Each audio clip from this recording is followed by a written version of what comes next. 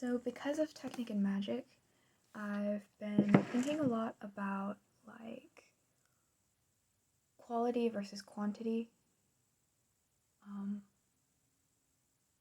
That's one way of putting it. How does he put it even? I guess another way is like the ineffable versus that knowledge that is sort of cut up into words and categories. Now, heaven versus earth and spirit versus matter, that's sort of the same, about the same divide. And again, this conversation gets very meta because I'm using words to try to talk about words and, of course, the ineffable, which can't be put into words, so it's difficult to talk about. But anyway, a while ago I watched that Jacob Geller, I'm going with Geller, video about infinity and like how scary it is. And he was talking about a vision of infinity that to me felt hellish, like these endless buildings and just pointless structures made by some rogue AI that had just gotten out of control. Or, you know, like the infinity of space, or like that game about the endless paperclip generator that just chewed up the whole universe and turned it into paperclips. You know, analogy for out of control capitalism or whatever. But I think there's two types of infinity, right? And there's like quantitative infinity, which has to do with this notion of like measure and number. And then qualitative infinity. So, or I guess you could say infinite matter versus infinite spirit, infinite earth versus infinite heaven. To me, the scary one, when we say that infinity is scary, that's like quantitative infinity. Like the endless, gulf of space that just goes on and on and on forever. And there's this sense of deadness to it, and right, a sense of like a lack of meaning. And it's just forever. Or like the Library of Babel. Although some people might find that idea inspiring. There's a sort of existential fear to it. Or the idea of just living forever, like chronologically, endlessly existing. Gives this sense of like deadness and meaninglessness and like existential dread. But there is also a qualitative infinity that is actually like on a sort of higher or different level of reality than when we're talking about quantitative infinity. And I think the best example of this would be like looking into the eyes of somebody that you love. Because that's certainly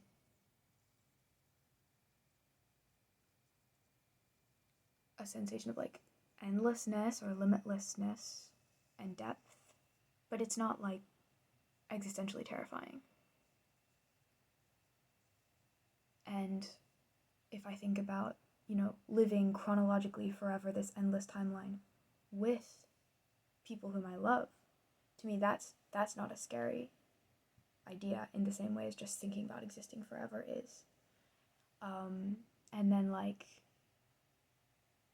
also in moments of like flow, or just if I am interested and sort of feeling joy, it does feel like I'm lifted out in a similar way, like lifted out of clock time and of sort of chronological time, whether that be a certain measure of time or whether that be infinity. It's the same sort of thing we're talking about, is like quantitative, measured number, like linear clock, mundane time and space. And so there's a sense of infinity that can be contained within very little space or time, but that is definitely as infinite as the quantitative thing, but it's deeper and it doesn't have that same like fear. and it is not necessarily connected with an endless infinite chronological span or span of space. And to me, this is something of what it means when people talk about like eternal life is not primarily, an eternal duration of existence. It's a quality. And that's confusing, right, on the face of it, because it's like, what do you mean living forever is not about living chronologically forever? But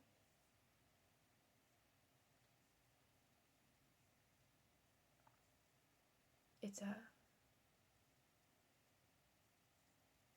certain quality of certain moments and spaces where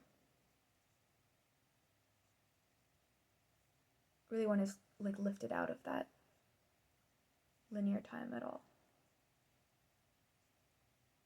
And again, it certainly gives a feeling of infinity and endlessness, but not in the same dwarfing of humanity, dwarfing of life, existentially horrifying way of looking into, Borges' Library of Babel or the void of space.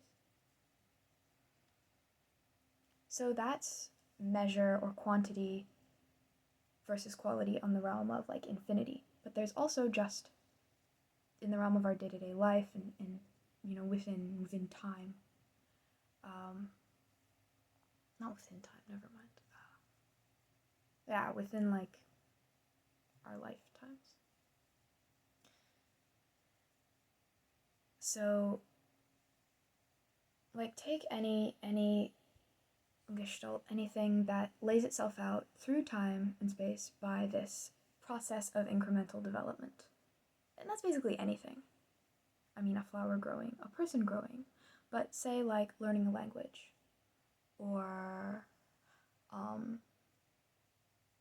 a relationship that has its progression, or like I'm doing playing around with makeup and getting more stuff, getting better at it, etc. So in all of these cases, so if you look at this whole thing or this whole process, on one hand, right hand, would it be the right hand? There's this through line of like identity that's carried through that entire process or that entire thing in that entire span of time. It's the same language, right, that I'm learning, whether I've just started the first day and I'm getting into the sound and the atmosphere of it and the grammar, or whether I've been speaking it for 10 years and I'm very fluent. But it's the same language. It's the same person, whether we've just met or, we've known each other for years. It's the same fundamental like skill of like putting color and stuff on my face, whether I've been doing it for like a couple days or whatever it'll look like much later. But then also sort of on the outside or below that, there's the process, right? That's got to do with measure, getting better or getting worse. And that has to do with measure, with like change, right? Limited, sort of incomplete pieces of something. And also with the idea of, as is very eloquently explained in this book, instrumentality or like production. So, okay, I'm doing this. We'll just stick with the makeup because.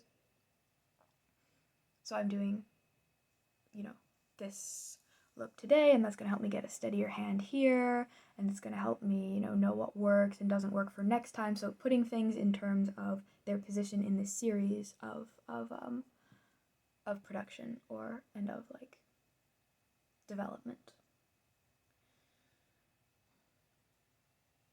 And everything comes down to, and both of those are legitimate parts of reality, but everything comes down to what is emphasized. Just like quantitative infinity and qualitative infinity. I mean, they're both real.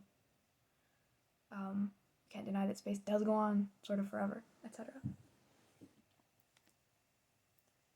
And you can't deny that 3 years ago I spoke much worse Spanish than I do now. Or that, in 3 years I'm going to be much better at this than I am now. However, if I emphasize that measure, quantitative, productive sort of realm, which you could also consider the external, more having to do with matter, more having to do with the body, with language, all of that, earth. If I emphasize that, it's like this whole perfectionistic striving for excellence that's never enough. If I sort of sink into that level and lose myself there. So I was realizing that I do that with almost every area of life, wanting to be better and better, right, and wanting to achieve excellence, but the framework that I have for it, like, whether it's something that I'm unskilled at, like makeup, or something that I'm skilled at, like metaphysics and philosophy, the whole framework does not help me, or emphasizing that framework does not help me.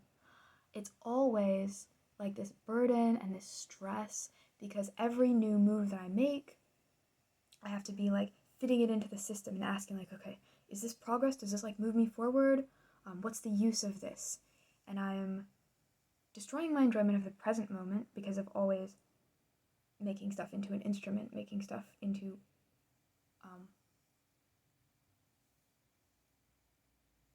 like leveraging it for the future. And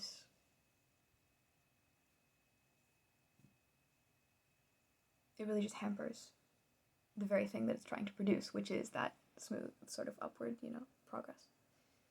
And it's never enough, right? Because you can't, what I'm looking for is that central feeling of sort of well-being and of enjoyment, which doesn't come from no amount of like individual, nothing on that level is gonna give me that feeling. It's like an always already thing. And this is in both throughout space and time. Or like if I start something new, or like go to a new place, I'll instantly expect it to sort of be complete or perfect in that way. Anyway, emphasizing the dimension of measure, quantity, progress, productivity is stressful. It's a burden, and it doesn't even really make me more productive. But if I prioritize or emphasize that identity, that which is the same, carried through every moment, renewed at every moment, that brings peace and joy, and that also brings the progress and like productivity that I'm also looking for. So first of all, I guess just like the joy of being in general. I mean, anything that I'm doing or any moment in time, there is just the fundamental sort of joy of existence. And then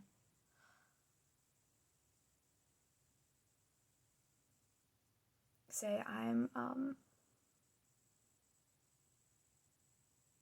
doing makeup one day, it's the most important or the most central thing I'll say is that which is like the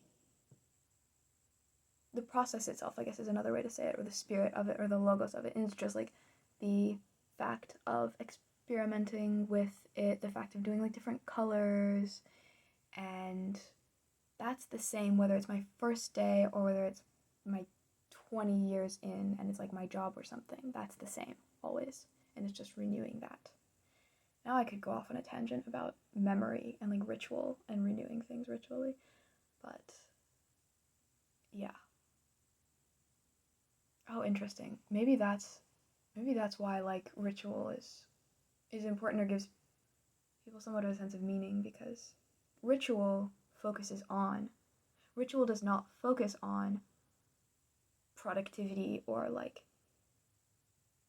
measure in quantity in that way. It focuses on like remembering, right, and sort of bringing back and bringing back and bringing back some original or some central truth, beauty, reality. And so I guess that, Anyway, I guess the epitome of this, of course, is in between souls and between different people. So if you have like a relationship, having a child would probably be the best example for this, but I never have, so I'm not going to use that as an example because I don't know what I'm talking about. So just like if you have just anybody that you know and that now you're close to them, and you can think of the first time that you met them. Like, when I think back to the first moment that me and them met, and then if we're doing something like today, there's a through line through it. There's like the spirit, the logos, the quality of that person and of the relationship, which is the same throughout, from the first moment when it was just like, oh, we click, or there's this sort of sense of intrigue, my goodness, to, somebody that you've known for 5 years, and you know them a lot better quantitatively, you know how to love them a lot better quantitatively, and vice versa. But the heart of the thing, and the central part, is that the spirit, the quality of it. But, so yeah, and this gets back to like Ordo Amoris, and just ways of seeing, perception, attention, worship, putting, priorities. And then if you have the right priorities, that structures everything below.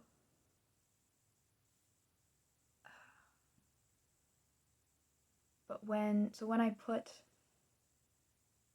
or emphasize or highlight or love the qualitative above or more centrally than the quantitative realm of a thing, then I don't get either overwhelmed by infinity, whether that be the infinite progress that I could make, say in Japanese or in makeup, or the infinite span of time that I may exist.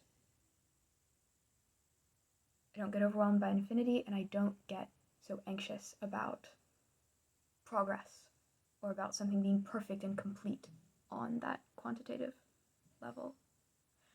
I described this in another video, how like each gestalt, each thing or event, and like each moment acquires that sort of internal gravity. And I guess in theological terms it becomes a theophany and like a microcosmos and a complete in itself with all of its imperfections even. Because of the realm of quality, there's not really such a thing as imperfection, becomes a complete in itself expression of the divine, or of oneself, or of one's desire to learn to do makeup. Yeah. I don't think I know any quotes about this. Ooh.